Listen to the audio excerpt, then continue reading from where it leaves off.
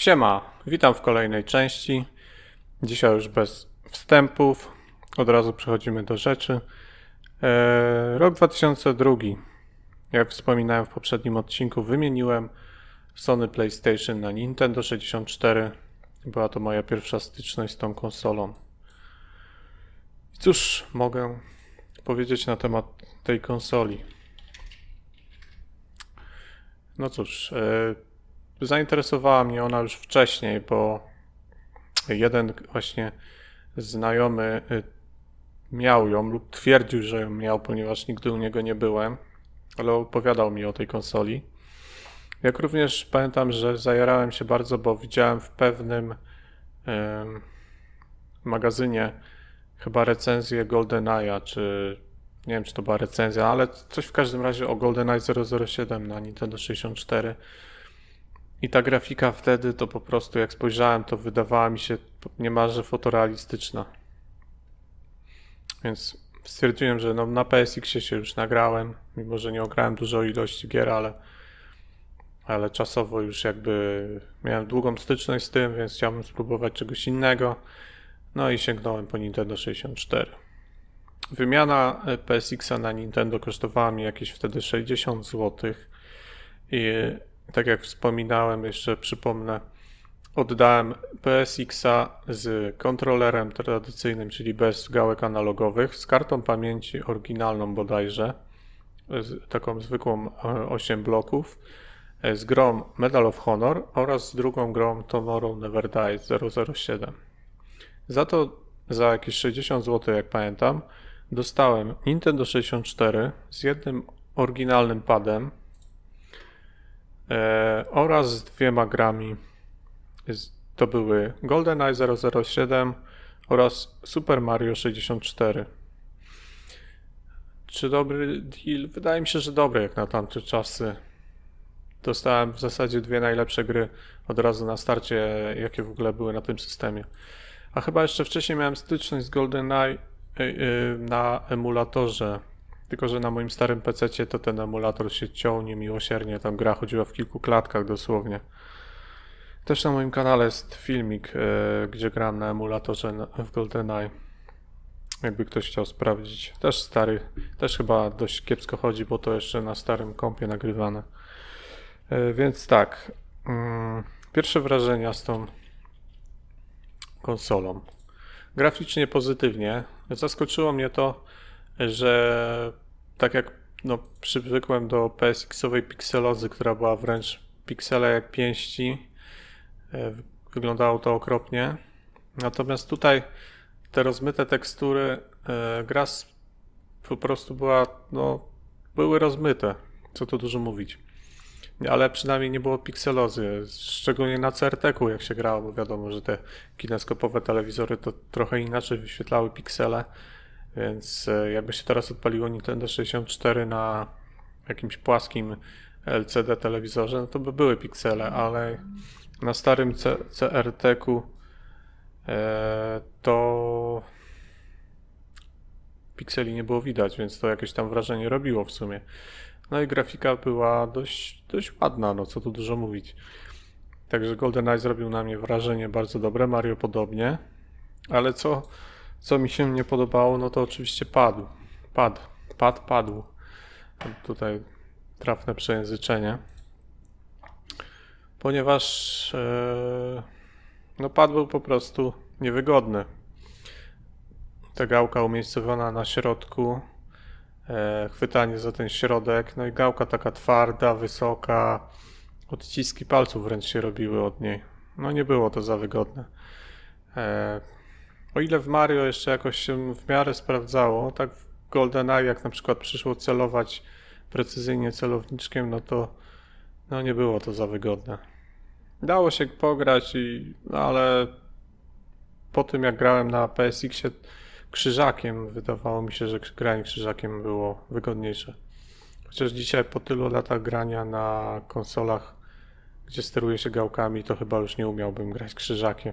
No chyba, że tylko w takie stare gry 2D. Więc tak to było z moim Nintendo 64. Niestety, jak zawsze kulało u mnie to, że nie miałem pieniędzy. Jak już nagrałem się w Mario, nagrałem się w GoldenEye'a. GoldenEye'a przyszedłem wielokrotnie. Mario nigdy nie zebrałem wszystkich gwiazdek, no ale też grałem bardzo dużo. No to zapragnąłem mieć inne gry. A co mogłem biedny zrobić? No nie mogłem ich sobie kupić, bo nie było mi stać, więc musiałem wymienić GoldenEye i Mario 64. Gry oczywiście miałem bez pudełek, tylko same kartridże. No i wymieniłem je. Dwie gry za dwie gry. I tutaj trochę głupotę zrobiłem, to było widać jak sentyment ma na mnie duży wpływ, ponieważ jedną z tych gier było Command & Conquer 64 na Nintendo 64. Czyli to była w zasadzie ta sama gra, którą wcześniej miałem na PSX-ie pożyczoną od kolegi, tylko że ona była 3D. Miała dużo lepszą grafikę. Dość taką przełomową jak na tamte czasy. I też była po niemiecku, co ciekawe. Ale grało się bardzo przyjemnie. Gra była super. A drugą grę, którą wziąłem chyba tylko dlatego, że po prostu już mój budżet nie pozwolił na nic lepszego, to była FIFA 64, która była do dupy.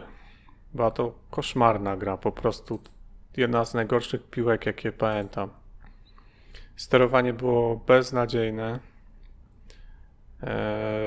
No po prostu masakra. Okropna była ta gra.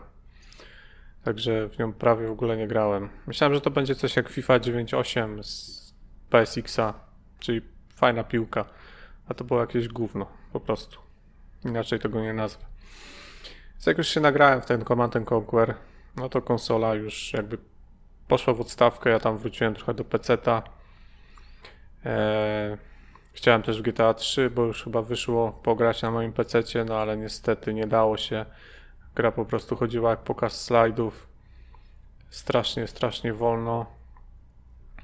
Także no nie dało się grać w GTA 3. Miałem za słaby komputer. A Nintendo 64 mi się znudziło po pewnym czasie. To w ogóle ten okres, w który teraz wkraczamy, to jest taki okres, można powiedzieć, marnowania pieniędzy na bzdury. Kiedy chcę ciągle w coś innego grać, ciągle na innych systemach. Czyli to jest chyba, wraca to takie marzenie o posiadaniu wielu konsol. Ale z braku kasy, no to jestem skazany na dokonywanie ciągłych i częstych wymian sprzętu. I to Nintendo 64 miałem jakiś tam czas, pograłem na nim, nie wiem, chyba nawet niecały rok. I potem je po prostu sprzedałem do tego sklepu, z którego je wziąłem, to po prostu on tam też skupował, więc sprzedałem je. I później wróciłem z powrotem do PC-ta. Tak jak mówię, też w międzyczasie miałem inne zainteresowania, jeździłem na deskorolce, robiłem różne dziwne rzeczy, jak byłem nastolatkiem, tak, czyli też różne głupoty się wyczyniało, więc nie tylko granie wtedy. No ale później znów trafiła się okazja, żeby mieć PSX-a. I to nawet dobra, bo jeden chłopak w szkole sprzedawał szaraka model SCPH 7502, czyli już taki nowszy, lepszy, z lepszym laserem, z DualShockiem w zestawie i jeszcze z grą Metal Gear Solid na 2 płytach. Ta gra, która kiedyś mi tak ryła beret z super grafiką. Więc, a co ciekawe, już tą grę wcześniej przeszedłem na PC-cie z kulejącą animacją, bo miałem za słabego PC-ta. No ale dobra, kupiłem od niego tego PSX-a i chyba w zasadzie tylko po to, żeby sobie przejść tego Metal Geara, bo żadnej gry później już ani nie wymieniłem, ani nie kupiłem. Tylko tego Metal Geara miałem, także też za dużo na tym nie pograłem.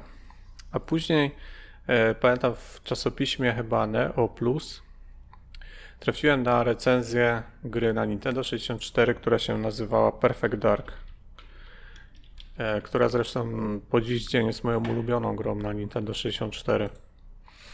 I ta recenzja, to była recenzja tylko z obrazkami i tekstem, to nie był żadna wideo recenzja, ale mimo wszystko zrobiła na mnie tak piorunujące wrażenie. I te screeny w czasopiśmie wydawały mi się tak ładne, że stwierdziłem, że ja muszę mieć tą grę. Muszę w to zagrać. Więc akurat pojawiła się w jakimś niedługim czasie ta gra w tym sklepie wspominanym, bo cała historia właśnie tamtego okresu to jest u mnie związana w zasadzie tylko z tym jednym sklepem, gdzie wszystkie transakcje robiłem. No i zrobiłem wtedy takiego kolejnego deala, kolejną wymianę PSX-a na Nintendo 64, czyli to już mój, można powiedzieć, trzeci PSX wymieniam na moje drugie Nintendo 64 w ciągu chyba roku czy dwóch, no nie, no dłużej, ale w ciągu nie tak dużego odstępu czasu. Znów około 60 zł mnie to kosztuje i wymieniam tego PSX-a z tym Metal Gear Solid na Nintendo 64 z expansion packiem, no bo ta gra wymagała expansion packa, oraz z grą właśnie Perfect Dark. I pamiętam jeszcze moją frustrację, jak to przyszło w końcu do mnie, ta gra i ta konsola, i się okazało, że w ogóle ja nie wiedziałem, że takie coś jest, ale okazało się, że są dwie wersje tej gry.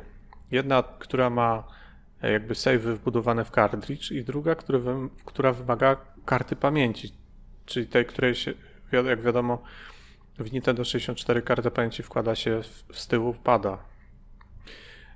I okazało się, że on mi przysłał tą wersję, która wymaga karty pamięci. No okej, dobra. Jeszcze bym to przeżył, grałbym bez save'a, ale ta gra po prostu się nie włączała. Wchodziło menu główne i wyskakiwał komunikat, żeby włożyć kartę pamięci. Jeżeli się nie włożyło, no to nie dało się w ogóle grać. Taka ciekawostka. No to ja zadzwoniłem oczywiście do sklepu, wkurzony, że to nie działa i tak dalej. A on, że się pomylił i że wysłał nie ten egzemplarz gry. W ogóle dla mnie to do dziś jest dziwne i zastanawiające, że coś takiego było. No ale okej. No i miałem dodatkowy koszt, bo musiałem mu tą grę odesłać. Dopiero jak mu ją odesłałem, to on dopiero mi przysłał tą wersję, która już miała w cartridge wbudowane save'y. No to już kolejne kilka dni się zeszło. Nintendo leżało sobie i czekało, a ja nie miałem w co grać. No ale w końcu Perfect Dark do mnie dotarł, no i to było coś niesamowitego. A jeszcze tutaj warto nadmienić, że to Nintendo 64 to miało nie oryginalnego pada, tylko jakąś taką podróbkę z przezroczystej obudowie z krótszymi tymi bocznymi ramionami. No i ten pad potrafił dostawać, tak jak podobno Joy-Cony czasami od Switcha, driftowania. Czyli postać zaczynała się obracać sama wokół własnej osi nagle i trzeba było tam gałką gwałtownie jakoś poruszać, żeby wyszło z tego driftowania i żeby można było grać dalej. To było strasznie frustrujące, bo na przykład idę sobie, strzelam i nagle postać mi zaczyna się obracać wokół własnej osi. Także to był jedyny minus. Pad był, no niestety, oryginalny pad nie jest jakiś rewelacyjny, ale ta podróbka to była koszmarna. No ale grałem, bardzo dużo grałem i ta gra miała w ogóle dużo fajnych trybów, bo była zwykła taka kampania, gdzie były misje i w każdej misjach w zasadzie mieliśmy nowe bronie, bo w tej grze było 40 rodzajów broni, czyli bardzo, bardzo dużo. Ale były też takie tryby jak challenge, że na przykład na arenach masz strzelać tylko z pistoletu, albo nie oberwać, albo coś tam. No i jeszcze był tryb po prostu multi, gdzie można było grać sobie z botami na deathmatch, albo team deathmatch, albo capture the flag. Czyli tak normalnie, tak jak to, do czego przyzwyczaił mnie na przykład Unreal Tournament. Tylko oczywiście w innym stylu, ta gra nie była aż taka szybka. Też chyba się tutaj nie dało skakać, jak pamiętam. No ale mniejsza to. Grało się świetnie. No i grałem, a oczywiście to była moja jedyna gra, więc no, siłą rzeczy musiałem się w końcu znudzić. A że ja cały czas chciałem poznawać coś nowego, to był rok chyba cały czas 2003, bo ja chyba tylko z pół roku grałem. Pamiętam, że jak już zadzwoniłem do tego sklepu, że już się chcę pozbyć tego Nintendo 64, to aż ten właśnie sprzedawca się zdziwił, bo już mnie znał, bo już tyle zrobiliśmy razem transakcji, można powiedzieć, zarobił na mnie niezłe pieniądze, więc sam się zdziwił, że tak szybko, dopiero ją parę miesięcy temu tą konsolę od niego załatwiłem, a już chcę się jej pozbyć. Ja mówię, no tak, no chciałem pograć tylko w Perfect Darka i mi styknie. Więc wtedy rok 2000 chyba trzeci, albo już, nie no trzeci, bo to jeszcze było przed szkołą średnią.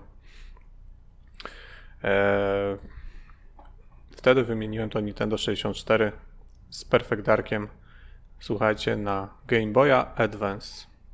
Mojego pierwszego Game Boya Advance, jakiego miałem w życiu.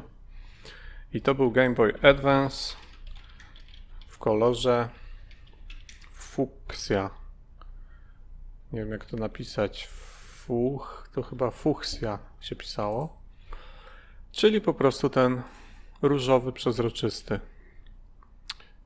Ja chyba nie wybrałem sobie go takiego, tylko po prostu taki gościu miał na stanie. On był bez pudełka, sam po prostu przysłał mi go w folii bąbelkowej.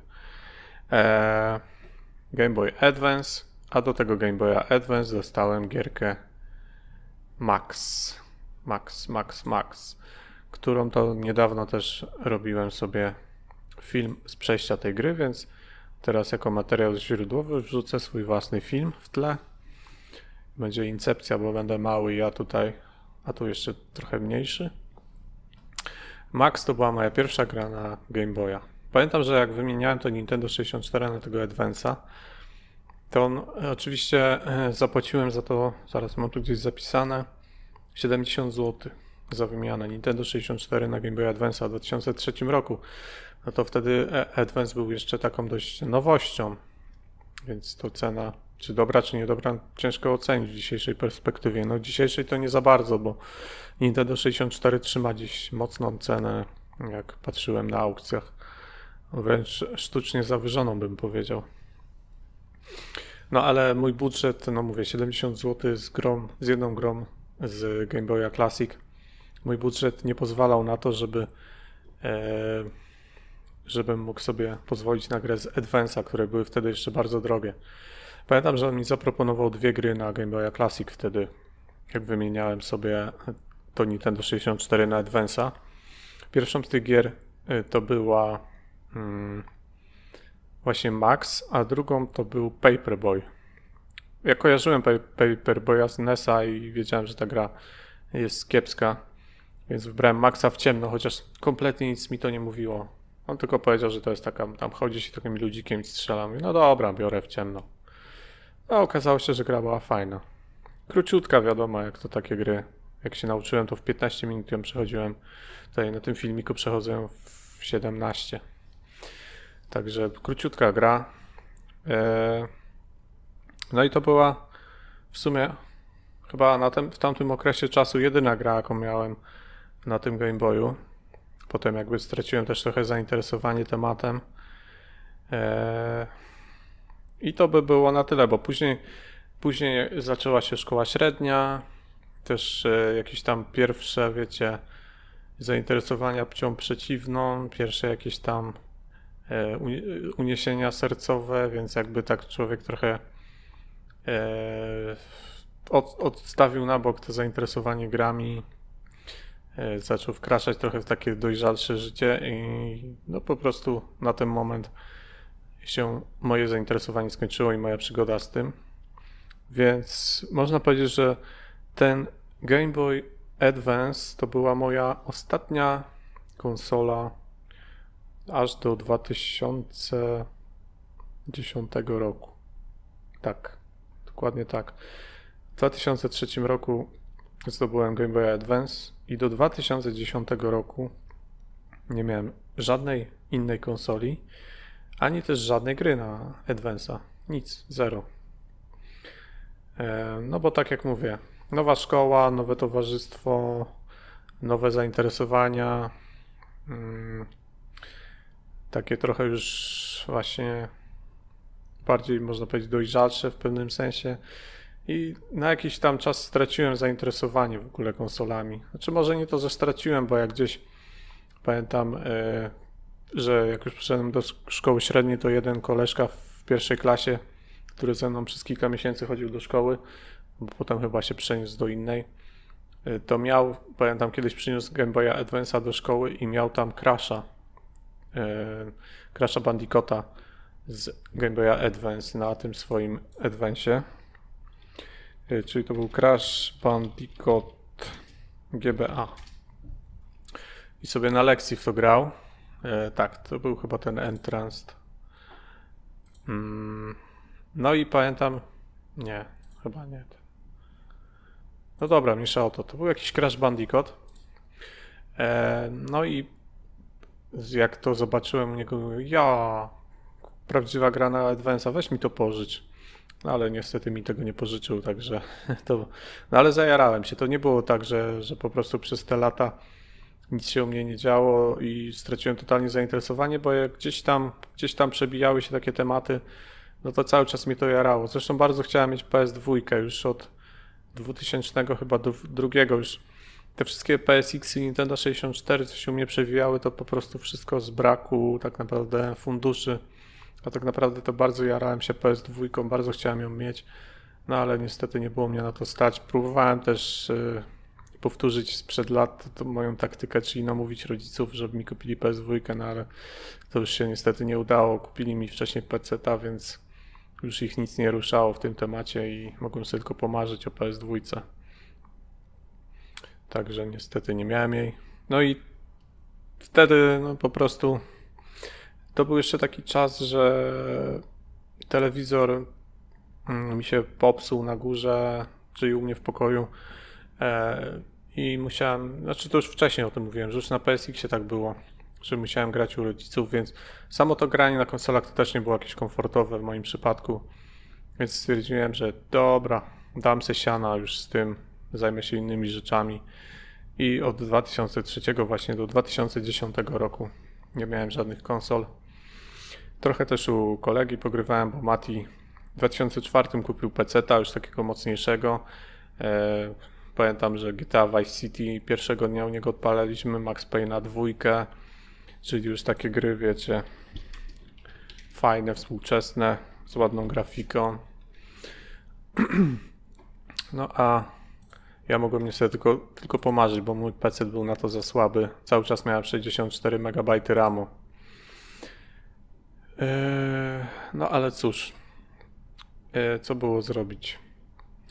Grywałem czasem u niego, u siebie w domu to już w zasadzie w ogóle, bo nie było w co, już te starocie mi się nie chciało. Jedynie do Red Alerta 2 wracałem i do Unreal Tournamenta, te dwie gry jedynie cały czas u mnie były ogrywane. Później mój wujek załatwił mi 128 MB RAMu w dodatkowej kostce, czyli dołożyłem do swojego PC-ta i już miałem wtedy 196 MB RAMu, także mogłem w końcu pograć w GTA Vice City w rozdzielczości 640 na 460 w najniższych detalach, ale gra chodziła jako tako w miarę płynnie, dało się grać.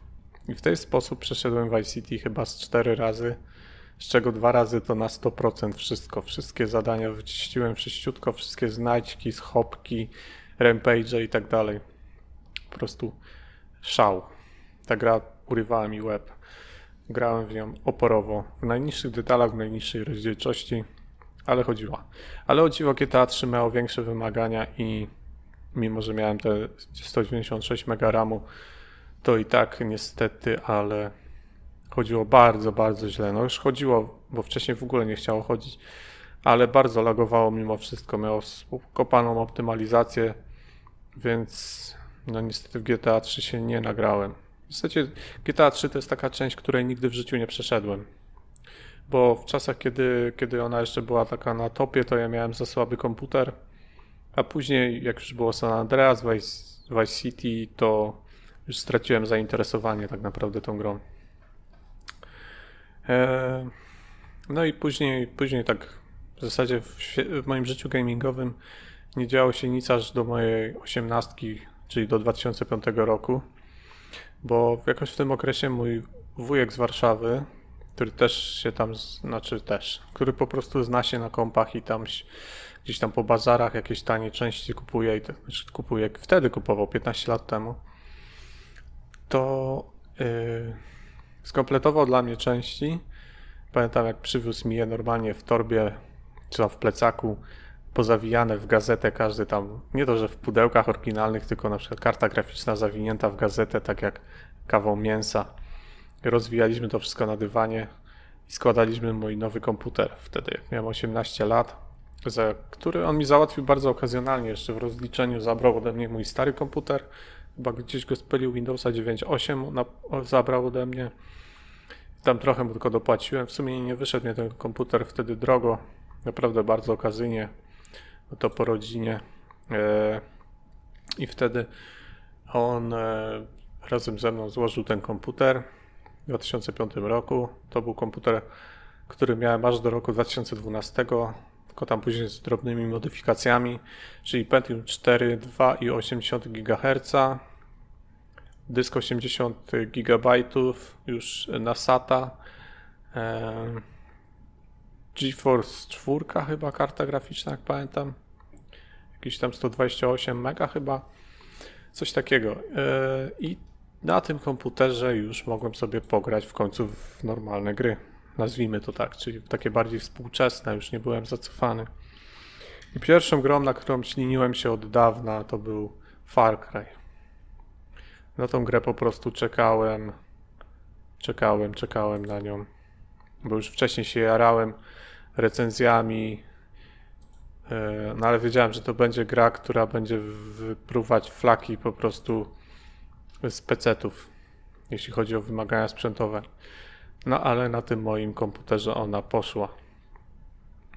Śmiesznie się teraz na to patrzy, jak to się wydaje takie brzydkie, a pamiętam, że wtedy to po prostu wydawało się niemal fotorealistyczne, jak się w to grało.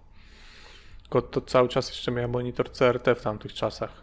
Monitor to była jedyna rzecz ze starego kompa, która mi pozostała i której jakby nie wymieniałem.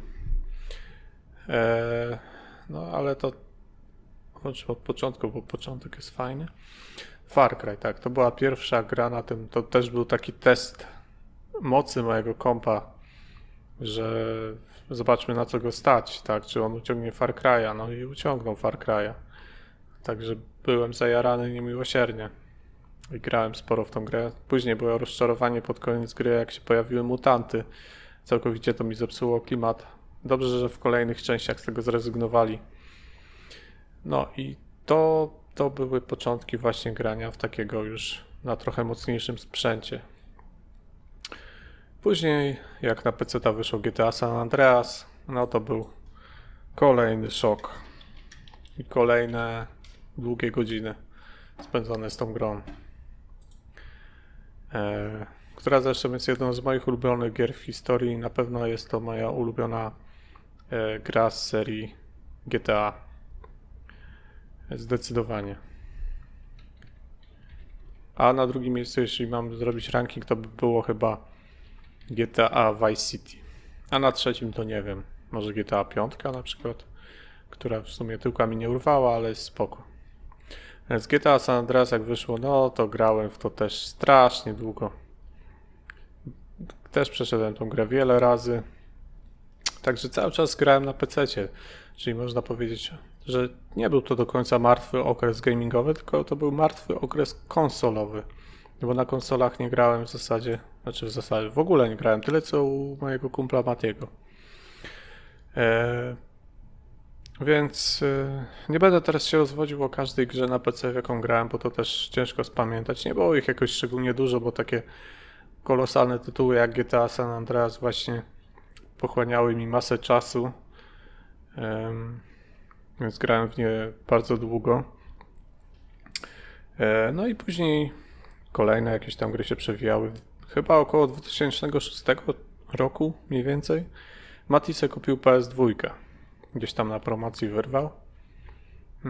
To też na PS2 trochę graliśmy. No było spoko jakoś tam, ale już nie pamiętam, ale chyba jakoś szczególnie się nie jarałem już wtedy. Już ten okres taki, kiedy tam byłem bardzo zajarany PS2, to już chyba był w czasie przeszłym, więc już tak podchodziłem do tego na spokojniej. I później dochodzimy już szybkim przeskokiem do roku około 2008, kiedy ja cały czas mam jeszcze ten sam komputer, tak jak mówię, do 2012. A około chyba 2008 roku Mati sobie kupił Xboxa 360. Xboxa 360, no i to już robiło wrażenie. Pamiętam, jak do niego poszedłem, on pokazał mi BioShocka. BioShock chyba demko nawet to miał wtedy. Pamiętam, że tam była taka scena na początku, gdzie się szło takim szklanym tunelem i on zaczął chyba pękać, zaczęła się tam woda wlewać czy coś takiego. To pamiętam, że no graficznie robiło to wrażenie. Naprawdę. Też jeszcze na telewizorze CRT graliśmy wtedy. No i tam różne gry u niego pamiętam. No ale graficznie to rzeczywiście był skok. Podobało mi się. Nawet chyba miałem myśl wtedy, że fajnie było mieć tego Xboxa, no ale oczywiście nie było funduszy. Ale też miałem jakby swoje inne zainteresowania. Też między innymi w tamtym okresie też zacząłem się z dziewczyną spotykać, więc gry tak jakby też zeszły na dalszy plan, już nie były dla mnie tak ważne. Miałem inne, ważniejsze sprawy, które bardziej mnie pochłaniały i wciągały. Więc w sumie nie przywiązywałem takiej dużej wagi znowu, żeby mieć konsolę czy coś. No i później w 2009 roku dochodzimy do momentu, można powiedzieć, pierwszego filmu na kanale, czyli jak była premiera GTA 4. Mati kupił tą grę na premierę. No i później graliśmy u niego GTA 4 i nagraliśmy te w cudzysłowie kultowe filmiki GTA 4, odwiedziny o babci oraz debile grałem w GTA 4, które no nie wyglądają za pięknie. Były nagrane telefonem komórkowym jakimś beznadziejnej jakości. No i to był rok 2009. Bardzo szybko tu przeskakuję, ponieważ jest to taki dość okres mało aktywny. Nie ma za bardzo o czym opowiadać, więc nie będę się silił tutaj i produkował na siłę. I potem dochodzimy do roku 2010, gdzie w końcu coś się zaczyna dziać, a to za sprawą też myślę tego, że bo tak jak mówię, u mnie był jeden telewizor od bardzo dawna w zasadzie, odkąd miałem PSX-a, a później w 2010 roku mniej więcej mój wujek, taki tam szwagier mojego taty, kupował sobie telewizor już taki chyba plazmę wtedy i miał do oddania taki duży telewizor CRT Soniacza, taki porządny, chyba z 29 cali, co to było dużo, bo to było, pamiętajcie, 4:3, a nie 16:9, więc w takim formacie 29 cali to była naprawdę wielka krowa. No i dał nam ten telewizor, więc rodzice sobie go postawili u siebie, a na górę powędrował telewizor z dołu, 25-calowy. Więc ja wtedy już miałem perspektywę, żebym mógł coś do niego podpiąć i w końcu pograć sobie po ludzku, bo już nie musiałem grać u rodziców, jakby w salonie. Więc wtedy wróciło takie zainteresowanie konsolami stacjonarnymi. I wtedy tak z sentymentu zacząłem poszukiwania. Chciałem się najpierw cofnąć jakby w czasie, tak, czyli do początków samych i pozbierać jakieś te sprzęty, na których grałem kiedyś. Oczywiście nie wszystkie, bo to by było ciężkie też finansowo, znaczy w sumie koniec końców okazało się, że pozbierałem chyba wszystkie z tamtych lat, ale nie od razu, tak. Na początku chciałem mieć to PS2, o które mi się tak marzyło kiedyś, mimo że właśnie Mati już miał Xboxa, ja miałem PC-ta dość mocnego nawet na tamte czasy, ale gdzieś tam na jakimś forum o grach zgadałem się z jakimś jednym koleżką, że sprzeda mi PS2. No i tam dogadaliśmy się, że on mi go sprzeda za około 200 zł, czyli tam dość okazjonalnie można powiedzieć. PS2 z 2 padami, chyba z 10 grami oryginalnymi. Konsola miała być w oryginalnym pudełku i tak dalej, i tak dalej. Ja, jak się okazało, no to dostałem faktycznie tą konsolę, ale nie w oryginalnym pudełku, tylko w pudełku po butach. I w padach nie działały wibracje, musiałem je rozkręcać i naprawiać. Na szczęście udało mi się to. No, także nie był stan taki super, jak to miało być pierwotnie, no ale koniec końców wszystko działało. Także tą PS2 jakby miałem. Trochę tam pograłem na niej, nie za dużo, bo to było takie kupione trochę z sentymentu, trochę z takich właśnie próby spełnienia marzeń, ale no niestety, jeżeli czas na coś, jakby na coś przeznaczony czas i ten czas przeminął, to już się jakby nie wróci. Nie da się wrócić jakby już tego, co było, tak? Czyli ja już się nie jarałem tak jak kiedyś. Miałem to PS2, ok, no spoko. No ale też widziałem, że no mój komp jest dużo mocniejszy od tego, że te gry już... No wiadomo, że trochę teraz dziwnie to może brzmi, bo przecież grafika to nie wszystko, wiadomo. Ważniejsze są fajne gry. Ale jakoś, no po prostu, no co tu dużo mówić. Nie chciało mi się za bardzo na tym grać. Miałem sporo gier od tego koleżki, nawet fajnych, na przykład miałem GTA Liberty City Stories, którego chyba nigdy nawet, znaczy włączyłem z ciekawości, ale nigdy w to nie grałem. Canis Canemedit, czy tam Bully, jak jest nazywana też ta gra, też od Rockstar, czyli to takie GTA w szkole, w to pograłem sporo, to była fajna gra, nie skończyłem jej, ale sporo na nie grałem. Need for Speed Most Wanted też tam miałem, no parę naprawdę dobrych gier, trochę pograłem. Scarface'a też miałem, też fajna gra, też taki sandbox trochę. Scarface PS2.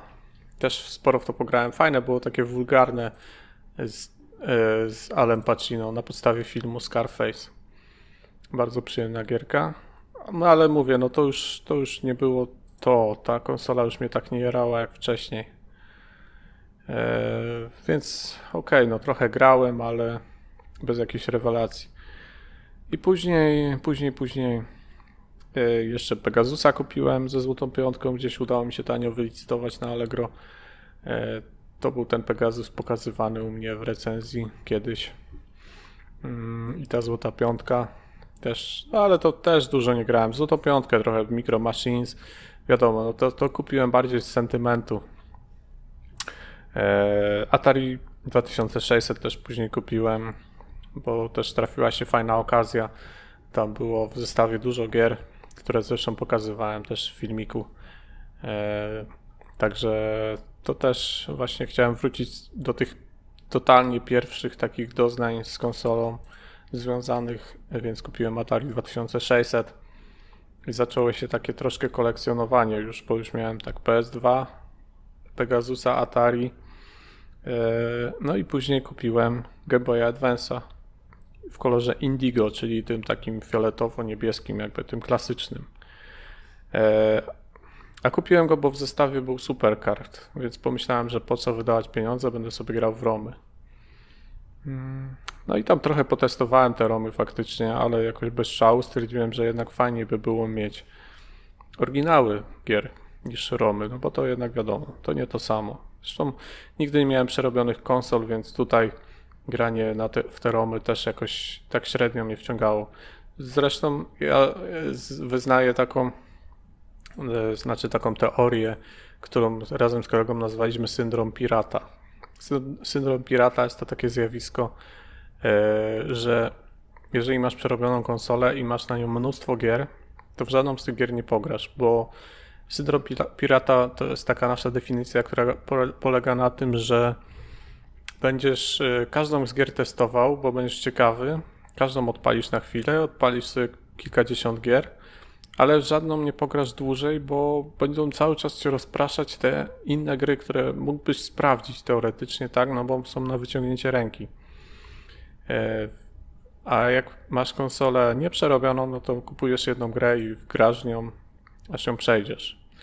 Dlatego stwierdziłem, że jednak lepiej mieć oryginały niż grać w te romy, więc wziąłem tego Supercarda, później sprzedałem. Znaczy trochę później, bo to już jak miałem DS-a.